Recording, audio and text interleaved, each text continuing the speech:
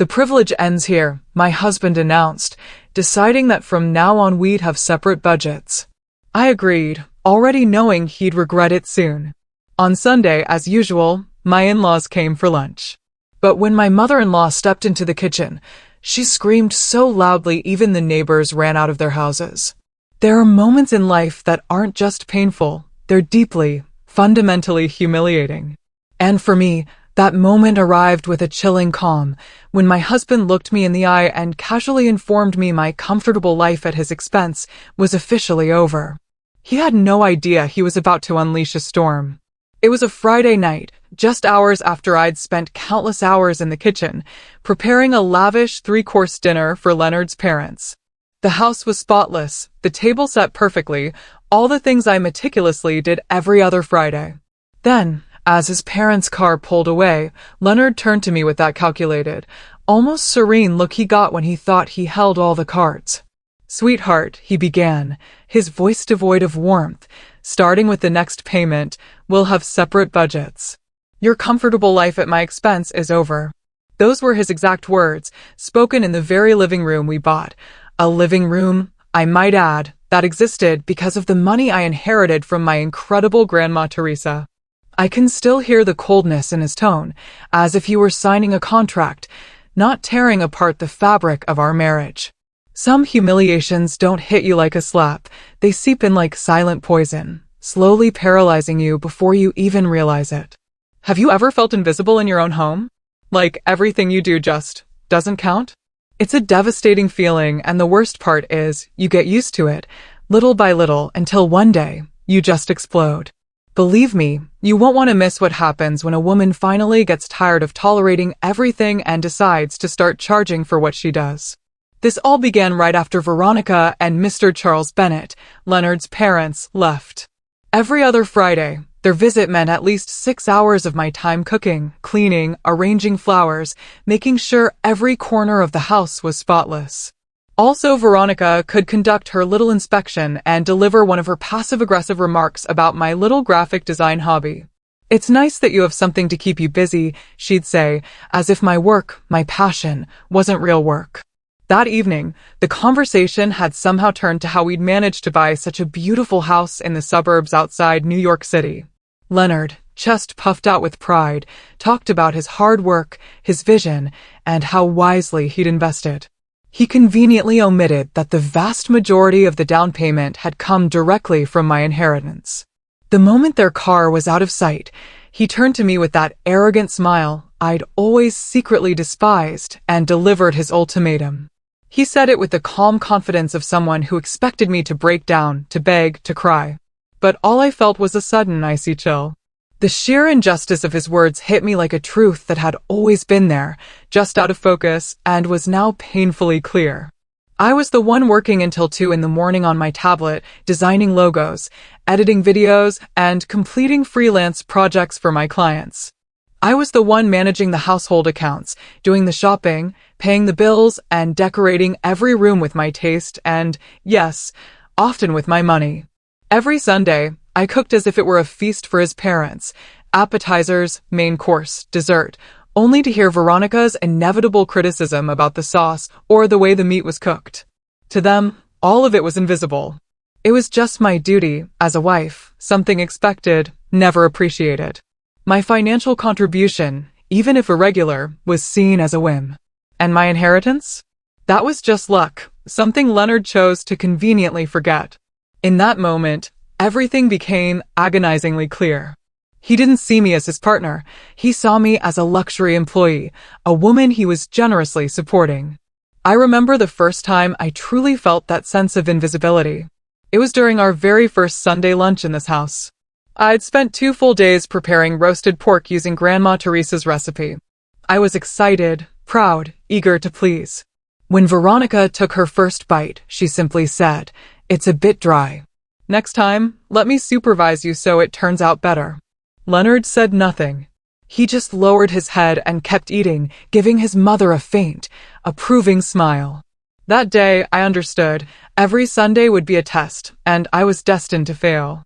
My kitchen, my creative space and refuge, had transformed into a courtroom, and I was always the accused, never allowed to defend myself. The quartz countertop I'd chosen and paid for with my own money seemed to mock me, a silent witness to my ignored efforts and growing resentment. So, when Leonard threw that phrase at me that Friday, I could see in his eyes that he was expecting a scene. His posture, the way he clenched his jaw, everything screamed he was ready for a confrontation. He wanted my tears, my anger. The same fight that always ended with him playing the magnanimous one, the powerful head of the household, setting boundaries. I'm sure he already had his speech prepared about financial responsibility and how it was all for our own good. He wanted to reaffirm himself as the provider, a role his parents had relentlessly drilled into him. But that night, the woman he thought he knew, the one who stayed quiet through criticism and tried to please everyone, was gone. Something inside me shifted. It wasn't a planned decision. It was like a spark lighting deep within my mind. All the pain and humiliation of the past years condensed into a single, sharp idea. The voices in my head went silent. I no longer tried to justify him, understand him, or blame myself. Only an absolute silence remained. A powerful, pregnant silence, full of possibility. I looked into his eyes, and for the first time in a long while, I didn't see the man I fell in love with, but a stranger, acting out the role his mother had written for him. And in that silence, I found my answer. To his complete surprise, I smiled. It wasn't forced or sarcastic. It was real, calm, almost a relief. I looked up and said softly, "Excellent idea, darling. It's about time we had some financial clarity." His reaction was almost comical. He just stared at me, mouth half open, unsure if I was serious or mocking him. He blinked several times, confused, while I kept my tone steady and confident. There would be no war that night, no tears. Instead, I offered him my best weapon, my composure. I picked up my tablet from the coffee table, the same one where I spend hours working, and turned it on. The soft glow of the screen lit up my face. "Let's start," I said. "How about we make a list of shared and individual expenses? That way, everything will be ready for the next payment cycle. I want this to be fair for both of us." His confusion turned into something close to fear. He wasn't prepared for that, for my calmness, for my terrifying efficiency. He wanted drama, but I gave him a business meeting. Within seconds, the power shifted, and he didn't even notice. That night, while Leonard slept beside me, I couldn't. My tablet rested on my lap, but I wasn't working for a client. I was working on something far more important, my escape plan.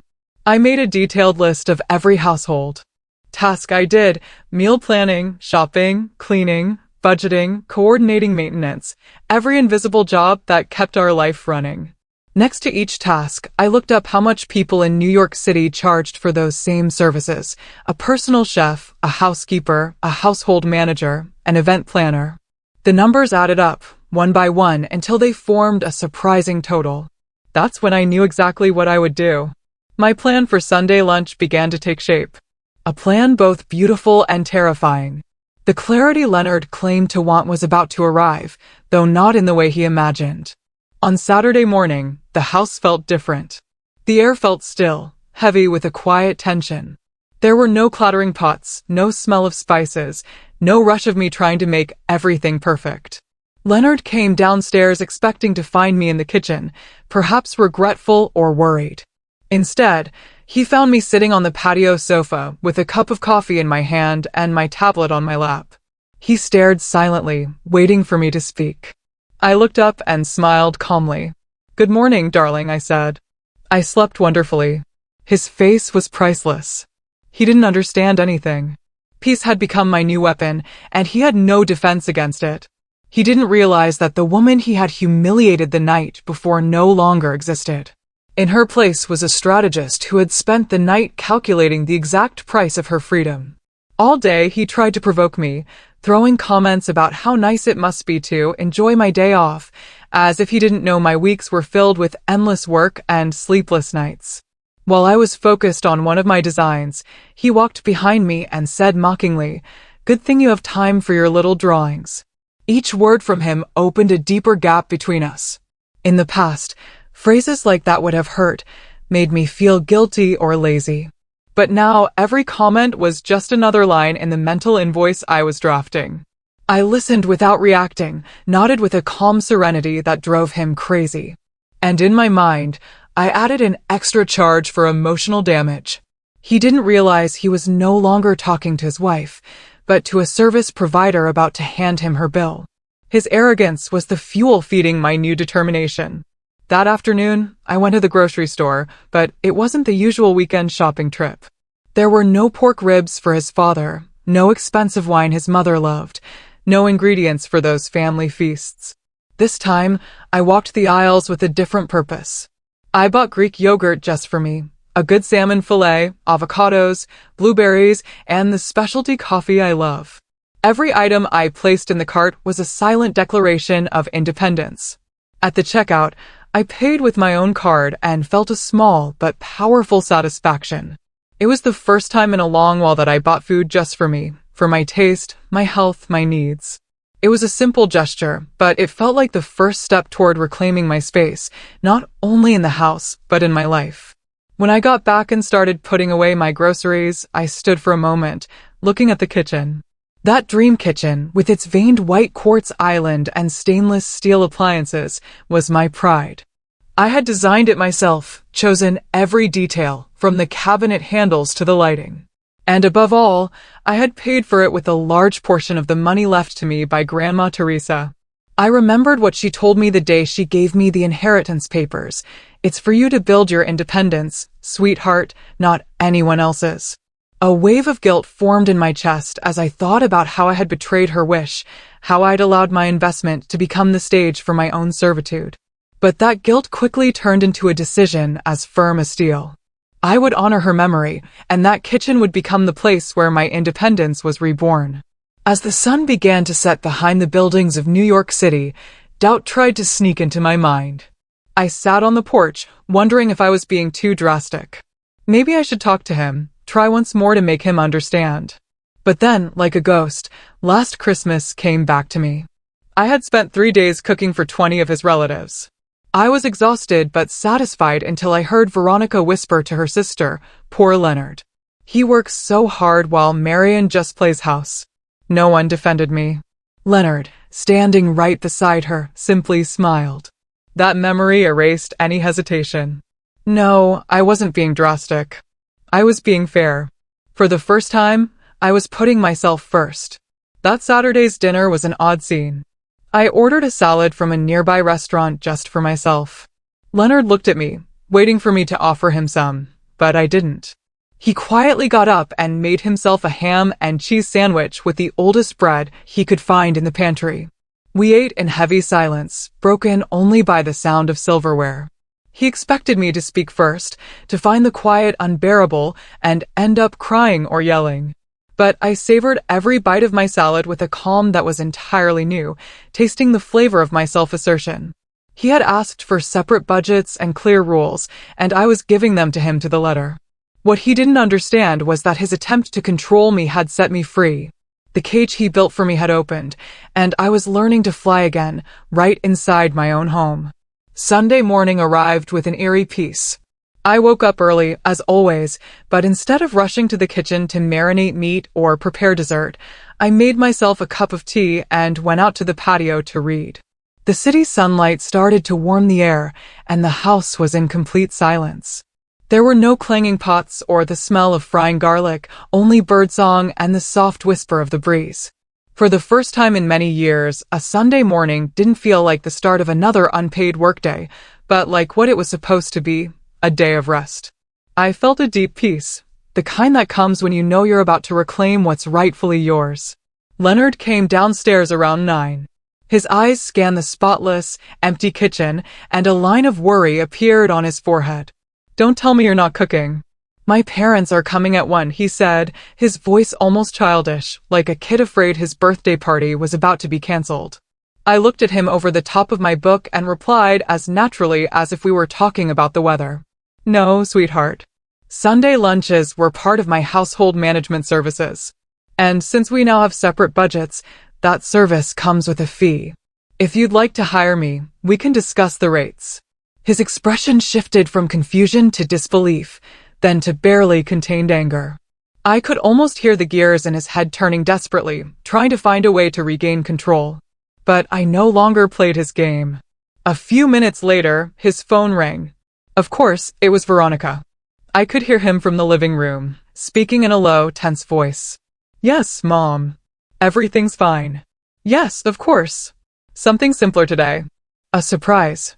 I could hear the falseness in his tone, the panic hidden beneath it. The man who always bragged about being in control, the provider and head of the family, was trapped in his own web. He hung up and looked at me with a fury I had never seen before. Fix this, Marianne, he ordered. His voice was no longer arrogant, it was desperate. I simply shook my head. I'm sorry, Leonard. You set the rules. With a calmness that even surprised me, I picked up my tablet, the same one he always dismissed as my little drawing toy. I opened the spreadsheet app, where I had drafted my plan on Friday night and created a new document with a clean, professional design, just like the ones I present to my best clients. At the top, I wrote, Invoice for cooking and household management services.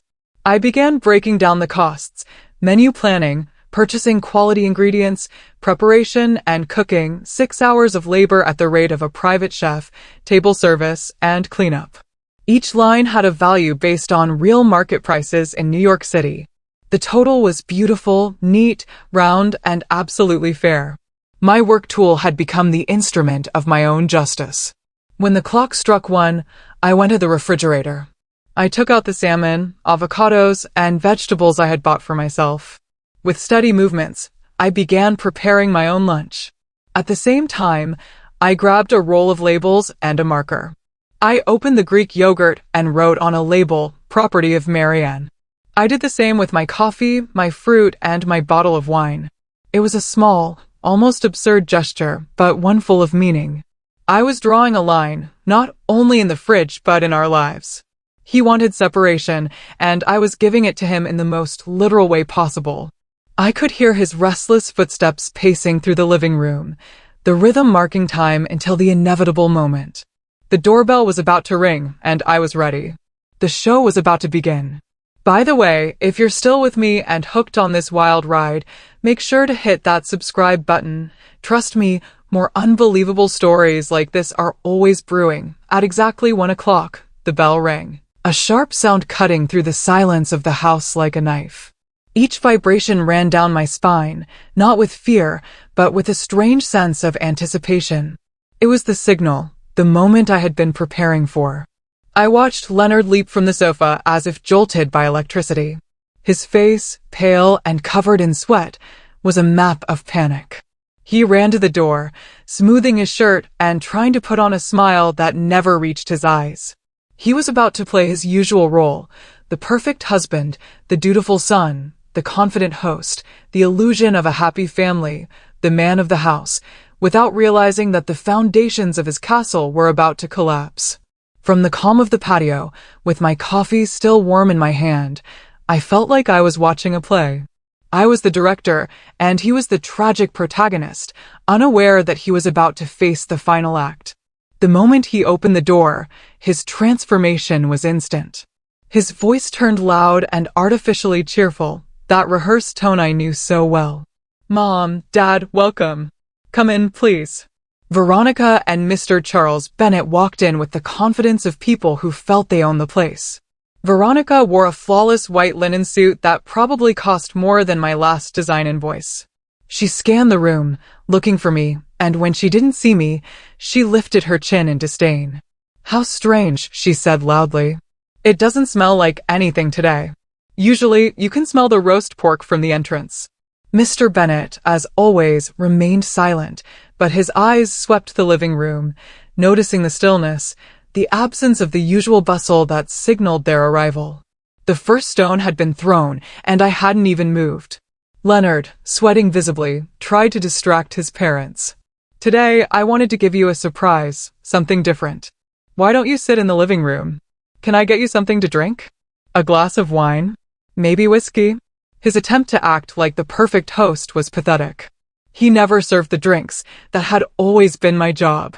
Veronica ignored him completely and set her designer purse down on the sofa I had chosen and paid for. Her goal was clear, and she wouldn't be distracted by a drink. First, I'll go to the kitchen to see if Marian needs help. She's probably overwhelmed by the surprise she prepared. The word surprise dripped with sarcasm. To her, I was incapable of doing anything right without her supervision, and she couldn't wait to find a mistake, any excuse to reassert her supposed superiority. With the determination of a general inspecting her troops, she headed for the kitchen. Leonard tried to stop her, placing a hand on her arm. "Mom, really, there's no need. I'll take care of it," he said, almost pleading. She brushed him off impatiently, like swatting away a bothersome child. "Don't be ridiculous, Leonard. I know your wife. She probably needs help." And without waiting for an answer, she walked toward the hallway. From my seat on the patio, through the glass door, I had a perfect view of the unfolding scene. I saw Leonard's stiff back, his helpless shoulders slumped. I didn't feel sorry for him. What I felt was a strange, almost pleasant calm. It was poetic justice. He had unleashed this storm with his arrogance, and now he would have to face the hurricane he himself had summoned, his mother. The serenity that filled me was so deep, it almost felt supernatural. The peace of knowing that for the first time, the script was entirely in my hands. It was in that brief moment of silence, before the storm, that I heard the sentence that sealed my decision. Mr. Bennet, who had stayed behind near the door, approached his son and asked quietly, "Everything okay, son? You look nervous." Leonard's reply was a venomous whisper, full of contempt. But I caught every word. "It's nothing, Dad. She's just being dramatic again. I had to put her in her place about the money. She'll get over it once she realizes she can't live without my credit card." Every word was another nail in the coffin of our marriage. This wasn't an argument or a misunderstanding. It was how he truly saw me. A burden, a parasite, a woman who in his mind couldn't survive without him. At that moment, my plan stopped being a lesson and became a sentence. Veronica stepped into the kitchen. The silence that followed said more than any words could.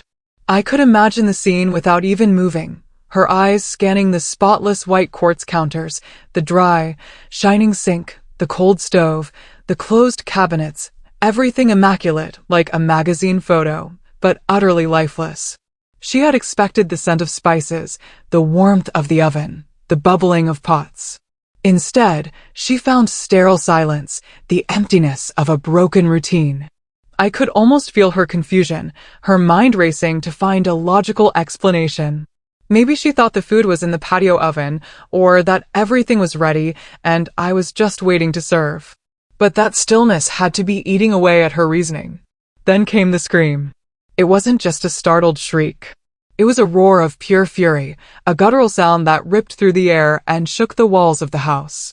It was the cry of a queen who had been defied, a matriarch who had not received her tribute. I heard the hurried footsteps of Leonard and Mr. Bennet rushing toward the kitchen.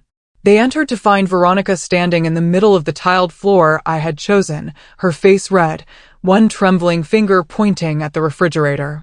Her expression was a mix of rage and disbelief, as if she had discovered an act of treason instead of an empty kitchen. The show had reached its first climax. Leonard's face changed. Confusion gave way to panic, then to cold fury as his eyes finally met mine. I stood in the doorway leading to the patio, watching everything with a calmness that must have seemed inhuman to him. In my hands was my tablet, my work tool, that little drawing toy he used to mock. The lit screen cast a soft glow over my face. The tension in the room was thick enough to touch. Mr. Bennet looked from me to his wife and back to his son, trying to make sense of what was happening. But Veronica didn't need explanations. To her, the culprit stood right before her eyes. Her small, dark pupils locked onto mine, burning with a fury that promised war. I knew I was about to face the wrath of a woman who had never heard the word no. Before Leonard could come up with an excuse or his father could intervene, Veronica caught her breath and spoke in a tone that sliced through the air like a whip. "Would you care to explain what this means, Marianne?" she spat, each word dripping with disdain. Is this supposed to be a joke? It's 1:15. Where's the lunch you were supposed to make? The emphasis on supposed to said everything. To her, I wasn't family, I was staff. Her cook, her hostess, her guarantee of comfort. She didn't ask if I was okay, if something had happened. She only wanted her meal, her routine, her right to be served in my house.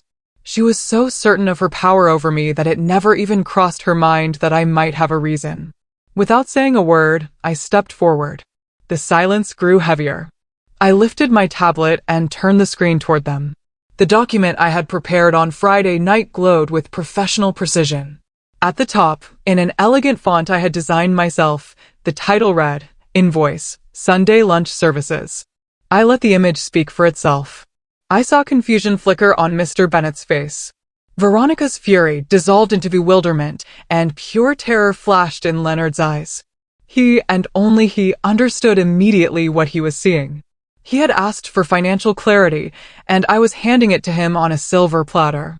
With a calm so cold it chilled the air, I raised the tablet higher, letting the bluish light of the screen wash over their stunned faces. The silence in the kitchen pressed against my ears. Mr. Bennett blinked repeatedly, as if trying to focus on a reality that didn't make sense to him. Veronica, on the other hand, had gone from fiery anger to absolute confusion, so complete it seemed to erase every thought from her mind. Her mouth opened and closed soundlessly, like a fish out of water. But it was Leonard's face that stayed etched in my memory like a photograph. His skin waxy and pale, his features tight and drained of color. His eyes, fixed on the screen, held no anger, no wounded pride, only raw, naked fear. The fear of a man watching the carefully built house of cards of his control collapse with one simple breath of truth. Veronica was the first to break the silence. She did it with a laugh, a sharp, hollow sound. It wasn't sincere or amused, but the nervous reflex of someone trying to regain control of a situation slipping away. "Oh, please, Marianne. What a silly joke," she said, feigning calm. "Come on now. Stop the theatrics and tell us what you prepared for lunch. You must be hiding it somewhere to surprise us."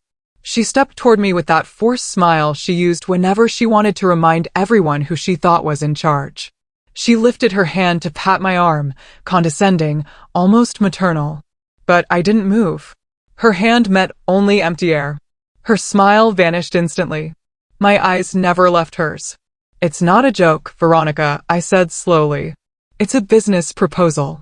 My voice sounded strangely foreign, as if it didn't belong in that house, as if it were the voice of an executive in a boardroom, not a wife in her own kitchen. I spoke with the precision of someone presenting a report. As Leonard proposed on Friday, we've implemented a complete separation of budgets. And since family event catering was not part of our original agreement, it is now billed separately. The standard rate is $350 and includes menu planning, the purchase of high-quality ingredients, 6 hours of labor at a private chef's rate in New York City, table service, and post-meal cleanup. Every word was cold, calculated, stripped of emotion. I was speaking their language: money, numbers, transactions, the only language they respected. That's when Leonard reacted, not with words, but with a violent movement. He took a long step toward me, trying to snatch the tablet from my hands, as if destroying it could erase the reality displayed on its screen. "That's enough, Marianne. Give me that," he growled, his voice low and thick with restrained rage. "What do you think you're doing? You're embarrassing us in front of my parents." His fury was predictable. I had already anticipated it. I stepped back calmly, keeping the tablet out of reach. I looked him straight in the eye without a trace of fear. The woman who used to shrink at his shouting was gone. In her place stood an unshakable stillness, a still, cold calm that unsettled him even more than the invoice itself. "Ridiculous," I said softly but sharply. "Let me explain what's really ridiculous, Leonard. Ridiculous was you standing in this very room telling me my comfortable life at your expense was over. Ridiculous is that you said it while standing on a floor I paid for, in a kitchen where every appliance was bought with my money, inside a house whose down payment, 80% of it, came directly from my grandmother's inheritance." Each word landed like a hammer blow. The impact was immediate. Mr. Bennet took a step back, looking at his son with an expression I couldn't decipher. The story they had built for years, that of the model son supporting his artist wife, crumbled to dust. Mentioning the inheritance was breaking a taboo. Everyone knew it existed, but no one dared speak of it aloud. Veronica looked at me with pure hatred. I was no longer just the insolent daughter-in-law. I was now a threat to her pride and the family's reputation. "You ungrateful woman," she hissed. "After everything we've done for you. We gave you a name, a place, a family." She tried her old weapons, guilt, shame, the weight of the status she believed she had bestowed on me. But those bullets bounced harmlessly off the armor of truth and self-respect. Without a word, I turned around slowly, deliberately, almost theatrically. I walked to the refrigerator, the one filled with my neatly labeled items, and opened the door. The light illuminated a small army of tags bearing my name. It was a powerful image, the tangible symbol of my independence. I took out a bottle of sparkling water, one of the expensive ones Leonard used to call a useless luxury. When I opened it, the hiss of carbonation sounded loud and defiant in the quiet kitchen. I took a long sip, keeping my eyes fixed on them. I didn't speak. I didn't have to. The message was clear as the glass of water I was drinking. Asterisk, this is my space. These are my things. And I decide what happens here. Asterisk, my silence was my declaration of war. The calm on my face seemed to break something inside him. His expression twisted into a mix of fury and humiliation. He had lost control of the scene, of the audience, and of me. Desperate to reclaim it, he resorted to his last weapon, a threat. "This ends now, Marianne," he said in a trembling voice. "You're going to turn off that damn tablet, apologize to my parents for this circus, and start cooking something, or I swear you'll pack your things and get out of my house right now." The words echoed hollowly. It was his final, pathetic attempt to assert authority he no longer had. I turned slowly to face him, still holding the cold bottle in my hand, as cold as my resolve. A small, steady smile, not mocking, just sure, appeared on my lips. I looked straight into his eyes, those eyes I had once loved, but that now reflected only the fear of a stranger, and let the silence stretch before I shattered his threat with surgical calm. "Allow me to correct you, Leonard," I said in a low, precise voice. "It's not your house. It's mostly mine. My inheritance money is legally recorded in the purchase." I dropped that truth into the kitchen like a bomb. The silence that followed was explosive. I saw realization dawn on Veronica's and Mr. Bennet's faces. They finally understood they weren't looking at a rebellious wife. They were standing in front of the rightful owner of the house they were in. Leonard was speechless. His threat collapsed at his feet. The power dynamic hadn't just shifted, it had flipped completely. I finished my water in one steady sip and added just as calmly, "The offer still stands. For $100 for the lunch service, or if you prefer, we can start negotiating a rental agreement. I can draft it right now." I paused, then added with restrained irony, "That, of course, is also a billable service." My words hung in the air before settling. The shock seemed to absorb all the oxygen from the room. The silence that followed wasn't empty. It was dense, charged with the reality we were all facing. Veronica stared at me, eyes wide, her face shifting from disbelief to rage so deep it seemed unable to escape her throat. Mr. Bennet stood motionless, his gaze fixed on me, not disapproving anymore, but calculating, as if reassessing a failed investment. And Leonard. Leonard was pale, almost translucent, as though my revelation hadn't just shattered his argument, but drained the very life from him. He stood there in the middle of my kitchen like a ghost, lost in the wreckage of his own disaster. Veronica was the first to explode, as expected, though her anger no longer carried the force it once had. It sounded like a storm that had lost its center. "You manipulative liar," she spat, though her voice lacked its usual command. "How dare you talk to us about money, about contracts?" "This is my son's house," she added, looking around as if that alone could reassert her power. "You've poisoned his mind," she went on, clinging to her old script, the one where she was the queen and I was the ungrateful servant. But now her words rang hollow, desperate, like blanks fired against a wall of concrete. The power she had wielded for years, built on guilt, duty, and shame, had evaporated the moment I confronted her fantasies with the hard facts of financial reality. I ignored her. She was no longer my focus. I turned my gaze to her husband, the quiet foundation of all that authority. I looked him straight in the eyes, calm rising from deep within me. "Mr. Bennett," I said evenly, "you're a businessman. You understand assets, liabilities, returns, and investments. My grandmother left me an inheritance, and with that money, I paid for 80% of the down payment on this property. Leonard contributed the remaining 20, and his salary covers part of the mortgage, while my income as a designer pays for maintenance and all household expenses." I paused, keeping my voice professional. "Tell me, as a man of numbers, do you think it's fair that the majority shareholder of this asset be treated as an unpaid employee?" I was speaking his language, the language of tangible value, of numbers that leave no room for debate. Mr. Bennett didn't answer right away. His eyes shifted from me to his son, and for an instant, I saw a flicker of disappointment cross his face. Then he turned toward his wife, whose expression was tight, distorted by frustration. Finally, he looked back at me.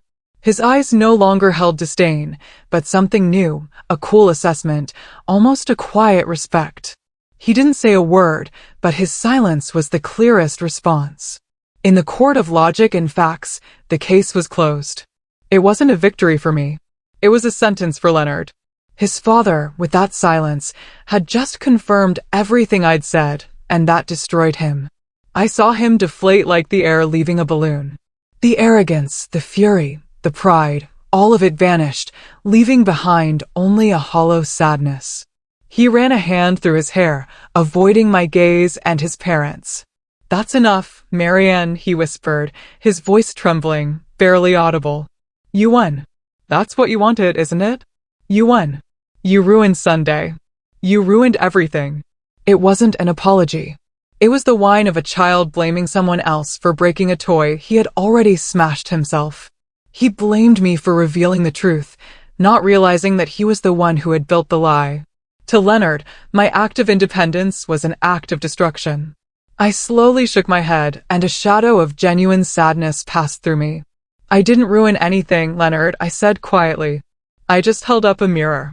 What you saw in it was already broken long ago. The only difference is that today, I decided to stop pretending I didn't see the cracks."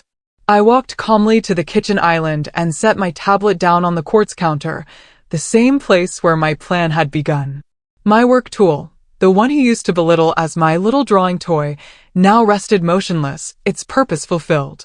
The invoice still glowed on the screen, like a digital epitaph for our marriage, exactly as it had been until that day. I took my phone from my pocket. "And since we're all so intent on treating everything as business," I said, looking at Veronica, "allow me one last professional gesture." I dialed a number I knew by heart. A voice answered immediately. "Good afternoon. How can I help you?" "Good afternoon," I replied in a polite, almost cheerful tone.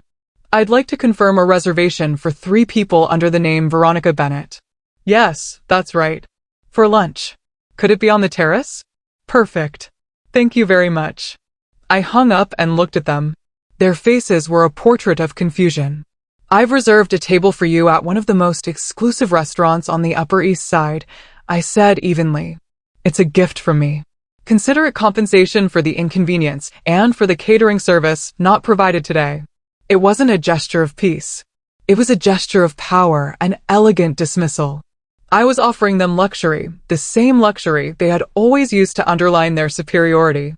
But this time, it came from me, not as a plea, but as a statement of hierarchy. The silence that followed was so deep I could hear the faint hum of the refrigerator. Veronica opened her mouth, but no sound came out.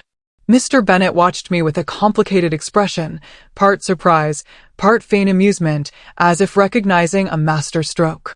Leonard, on the other hand, sank further into his defeat.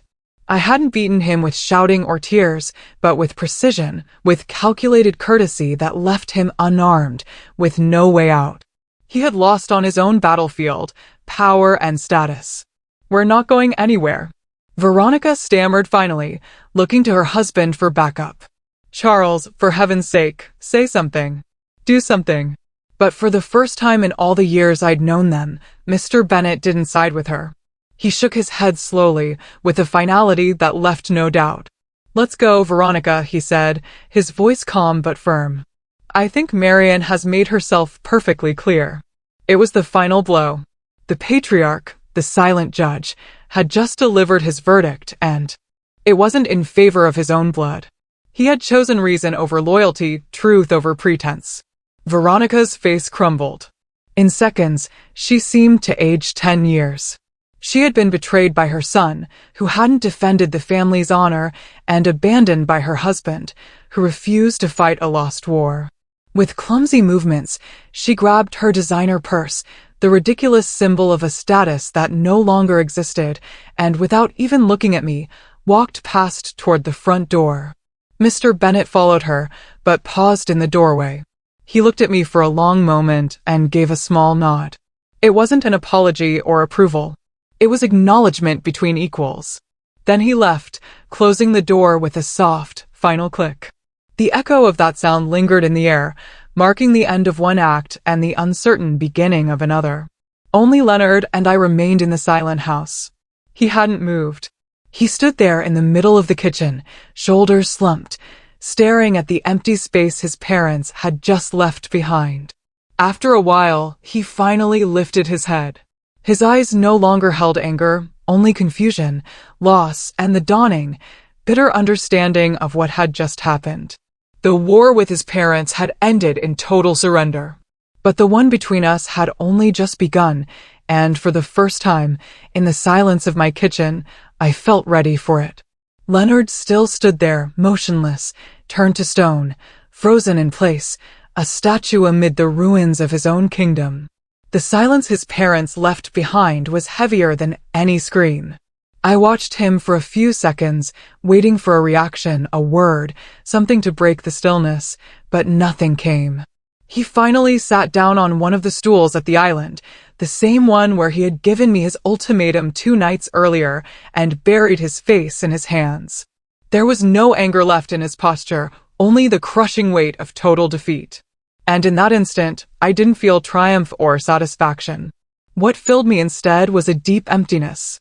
The recognition that the man I had once loved no longer existed, if he ever truly had. In front of me wasn't a husband, but a stranger sitting in my kitchen, mourning not the loss of his partner, but the loss of his audience. That night, we didn't speak a word. I took my pillow and a blanket and settled in the guest room, the same one I used as my office. Closing that door was more final than any argument. It was the physical wall that symbolized the emotional barrier he had built for years. The next morning, when I came downstairs, he was already gone for work. On the quartz countertop lay a note in his rushed handwriting, "We need to talk." I didn't read the rest. I crumpled the paper and threw it in the trash. We had talked enough. Now was time to act. I spent the day contacting attorney Julia Harper, a lawyer specializing in real estate and divorce cases recommended by one of my clients. The conversation was clear, direct, and surprisingly liberating. For the first time, I was planning for my future, not ours. A week later, I met Leonard, not at the house, but in the neutral setting of a coffee shop. I handed him a folder. It contained a copy of the property deed, bank statements showing the transfer of my inheritance money for the down payment, and a detailed proposal for asset division. Everything was organized into clean, precise spreadsheets, as meticulous as the invoice I had once shown his mother. I watched as he read. His face turned pale. In those cold, black and white numbers, the fiction that he had been the sole provider collapsed. Every figure was a mirror reflecting a truth he could no longer deny. "Marianne, please," he whispered, looking up. "We can fix this. I promise I'll change. I'll set boundaries with my mother. I'll do anything." His promises sounded hollow, echoes from a past that no longer had a place in my life. The relationship with his parents disintegrated in the most predictable way. Veronica tried calling me a dozen times the next day, alternating between furious voicemails and falsely conciliatory messages. I didn't answer any of them. I blocked her number and Mr. Bennett's too. A few days later, I received an email from him. It was brief and formal. We regret what happened on Sunday. Leonard has explained the financial side. We hope you can resolve your matters in the best way possible. It wasn't an apology. It was a strategic withdrawal. They knew they had lost their access, their influence, their privileges. They were cutting their losses. I never heard from them again, and their absence felt like opening a window after years of breathing stale air. The fate of the house, that supposed nest of love that had become my gilded cage, was resolved with the same cold efficiency as everything else. On my lawyer's advice, I gave Leonard two options. He could buy out my share of the property, which would mean securing a mortgage for nearly 80% of its current market value, or we could sell and split the profit according to our documented contributions. Of course, he couldn't afford the first option. His salary, though decent, wasn't enough to sustain the illusion of luxury he loved to project without my capital. Reluctantly, he agreed to sell. Watching him sign the papers in front of Mr. Robert Thompson, the realtor, was the true end of our marriage. There were no tears, no shouting, only the sound of a pen signing the close of a story. 2 weeks later, while I was in a client meeting, he moved out. When I returned, half the closets were empty. His personal things were gone. On the countertop, he left his keys and a note. "I'm sorry." I never knew what he was sorry for, humiliating me, destroying our marriage, or simply for being caught. Through a mutual friend, I later heard he'd moved into a small apartment near his office, functional, charmless, cramped. His comfortable life was over, but not at my expense. It had collapsed under its own weight. He wanted separate budgets and ended up with a separate life. The house sold quickly in New York City's competitive market. On closing day, I received a transfer large enough to guarantee not just security, but freedom. With part of that money, I rented a beautiful loft in Soho, brick walls, large windows, and warm light flooding my new space. Marion Carter Design Studio. The rest I invested, following Grandma Teresa's advice. Build your independence, not someone else's. My business began to thrive. Without Sunday lunches, without the constant pressure to seek approval that never came, my creativity took flight. I landed major clients, ambitious projects. What had once been my hobby became a solid company.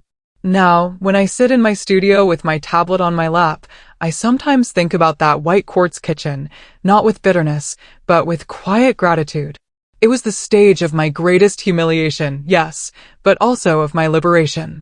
These days, I cook only for pleasure. I invite friends who enjoy my food and fill my home with laughter instead of criticism.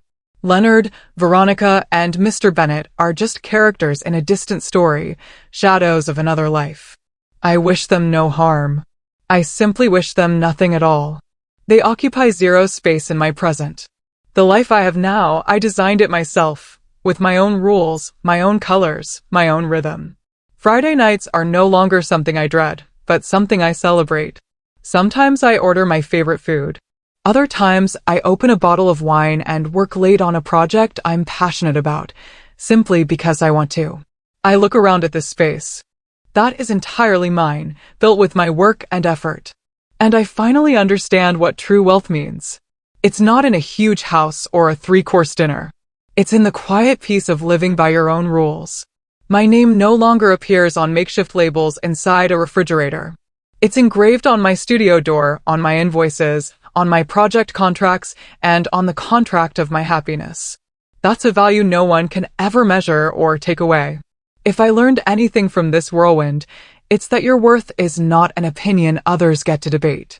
It's not measured by a husband's approval, a mother-in-law's praise, or anyone else's validation. It's a fact.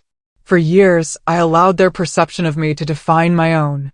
I let their blindness make me disappear. Their criticism convinced me I wasn't enough. I used to think that if I just tried harder, cooked better, kept the house spotless, they would finally see my worth. But the problem was never my effort. The problem was their inability to recognize it. The greatest lesson wasn't teaching them my value. It was reminding myself of it. The irony is that Leonard was right about one thing. It was time to end the comfortable life at someone else's expense. He just picked the wrong person. The comfortable life was his, built on my inheritance, sustained by my invisible labor, and decorated with my emotional energy. He and his parents had been enjoying the benefits of a partnership where only one partner paid the full price. My story isn't unique. Millions of women around the world are silent partners in their own lives, contributing invisible capital, time, energy, love, organization, assets that never appear on any balance sheet. Yet, without them, everything would collapse. That invoice I showed on my tablet was never really about $350. It was a statement of principles, a boundary I should have drawn long before. Putting a price on my work was never about getting rich. It was my way of making it clear that what I do isn't free. Sometimes the only way to make people understand the value of what you do is to show them the cost of not having it. Boundaries aren't walls to keep others out. They're lines we draw to protect ourselves, to teach the world how we deserve to be treated. And the hardest, most vital lesson is this: you are the one who must hold that pencil. No one else will draw the line for you. True strength doesn't always shout. Sometimes it reveals itself in the quiet certainty of a firm decision. My power didn't come from conflict. It was born in the deep calm of that Friday night when his humiliation met not my tears, but my smile. We live in a society that teaches women to defend themselves through emotion, to cry, to beg, to explain. But there is immense power and logic and serenity in using the very tools of the system that tries to hold you down to set yourself free. My tablet, that little drawing toy he once mocked, became my sword. My knowledge of home management and finances became my shield. I didn't need to raise my voice. I simply presented the facts. And facts, unlike opinions, are not up for debate. And if you, listening to my story, have ever felt invisible, underestimated, or taken for granted, I want you to know something. Your work, your effort, your time matter, even if no one else is keeping count. Don't wait for humiliation to start valuing what you do. Start today. Make a mental list of everything you contribute, every task, every detail you keep running without recognition. Be your own accountant. Acknowledge your invisible capital, because the first step toward earning others' respect is respecting yourself with a conviction that doesn't break for anyone. Your peace, your dignity, and your energy are priceless, and you don't need anyone's permission to claim them. My story found its ending, one that I wrote, produced, and financed myself. But I know there are thousands like mine still being written, stories unfolding every day in kitchens, offices, and living rooms across the world. Mine ended with the sale of a house. But in truth, it began with the purchase of my freedom. And that's an investment that never loses its value. Today, my life isn't perfect, but it's entirely mine. And that ownership, the ownership of my independence, is the only one that truly matters. Have you ever had to put a price on your piece just to make someone understand its worth? If my story about how I turned a kitchen into a boardroom and an invoice into a declaration of independence resonated with you, leave me a comment and tell me your experience. And if, like me, you believe that every woman deserves for her value to be recognized and never discounted, subscribe to the channel and turn on notifications. Together, we can make sure that more stories of women who stopped serving dinner and started serving justice are finally heard. Thanks for watching. Take care. Good luck.